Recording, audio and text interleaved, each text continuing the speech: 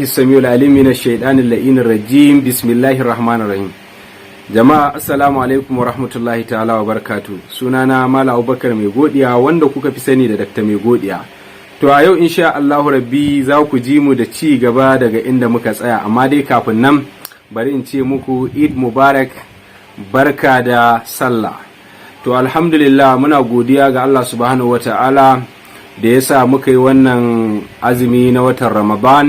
Ubangiji Allah maɗaukakin sarki ya sa muna daga cikin waɗanda aka ‘yanta, waɗanda suka samu dacewa da wannan dare mai albarka, wato dare na Lailatul Qadri. To jama'a alhamdulillah ina yi wa kowa al'umma masu kallo da sauraro waɗanda suke duniya gaba ɗaya barka da sallah. Ubangiji Allah maɗaukakin sarki kuma ya maimaita mana, ya sa kuma muna da rayuwa, ya sa ibadar da muka yi karɓaɓɓiya ce, ya sanya mana kuma ladan wannan aiki da muke ta yi kullum na wayar da kai game da abubuwan da suke damun al'umma, da wayar da kai akan cututtuka da suke damun al'umma, ya sanya mana shi a mizani. So kuma kar ku ji mu shiru kwana biyu, kun san yanayin ashkal shigulgula sun yawa, to sai an ɗan yi wa mutane uzuri saboda mai jiki da jini. To wannan yasa na ce to bari in ɗan yi takaitaccen bidiyo, in ɗan yi bayanai ko da a gurguje da ci gaba akan inda muka tsaya akan wayar da kai. To kun san cewa daman kullum mukan duba yanayi da canjin lokaci akan abubuwan da suka fi damun al'umma mu wayar da kai. To wannan dai lokaci ne na sallah, lokaci na ciye-ciye. To alhamdulillah ana shawartan da mai gida da hajiya da koma dai da uwar gida da amarya duka har da matsaka tsakiya. Na san wannan lokaci ne na ciye-ciye na cika ciki ma'ana. To alhamdulillah abinda muke so mu ɗan yi bayanai a kai, wannan goron barka da sallah ne kaɗai.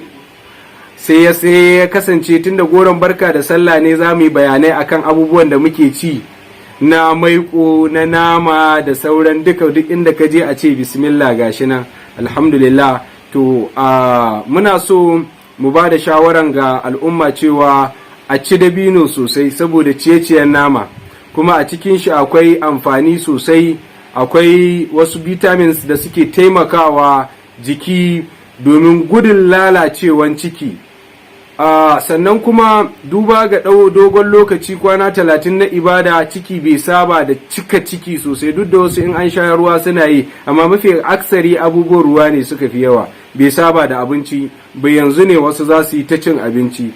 Muna shawarta domin kiyaye lafiyarka, lafiyar jikinka, kada ka ringa cika ciki sosai, domin ko a addini ba shi da kyau. A mahanga ta addini manzala sallallahu alaihi wasallam yayi magana akan illarsa da kuma rashin amfaninsa. Don Allah mu kiyaye, dan malamai suka ce akwai wasu mutane da Allah zai wa azaba ba tare da laifi ba, sai suka ce farko a cikinsu akwai wanda yake cika ciki sosai.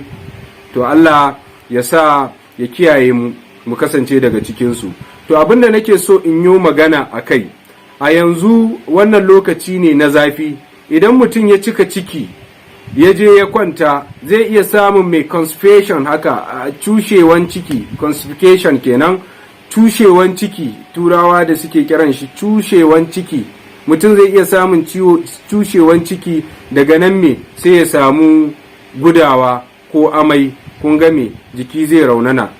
So don haka a wannan goron sallan muke so mu bayani, a ci gaba da shaye-shayen abubuwa masu ruwa, kuma a kiyaye abubuwa masu chemicals irin su carbonated drinks din nan da ake ta sha da waye, a kiyaye yawan amfani da su, ko me a sha shi bisa ka'ida. San samu mai gida ya samu fruit din shi mai kyau, ya kawo a mai mixing, a blending domin ya sha. Musamman nakan shawartanka da shan kankana in ma ta samu da madara, ko saboda hajiya ita ma ta shaida.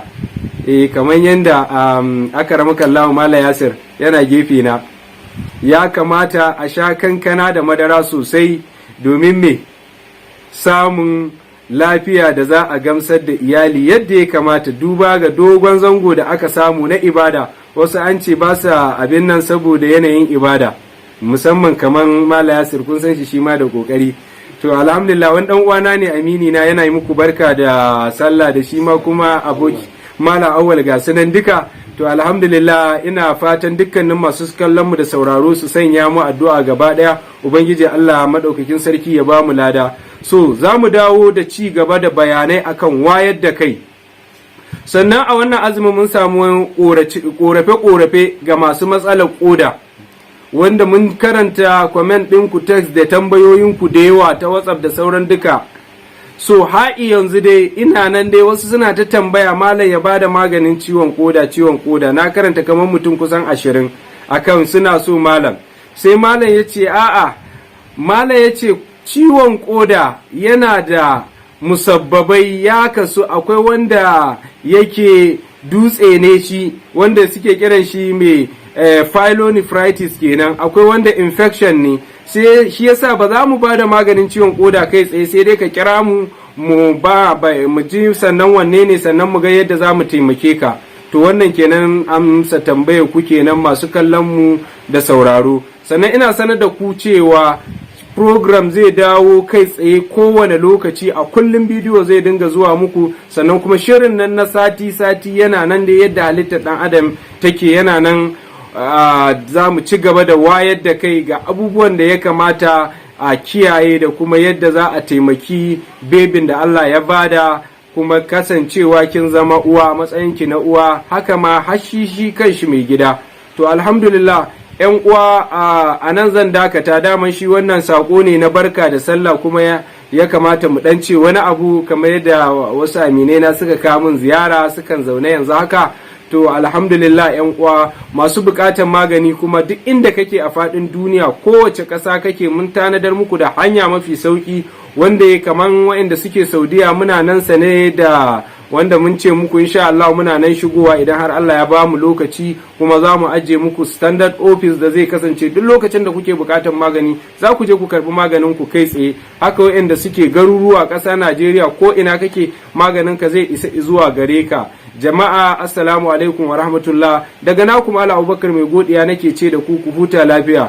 A ci gaba da bibiyan wannan tasha na Mai Godiya online TV da take wayar da kai akan inganta rayuwa da addini, da kuma wayar da kai akan matsaloli na yau da kullum da suka dami al'umma. Mai ciwon koda ina sanar da kai dai ka sha ruwa, in ji malam.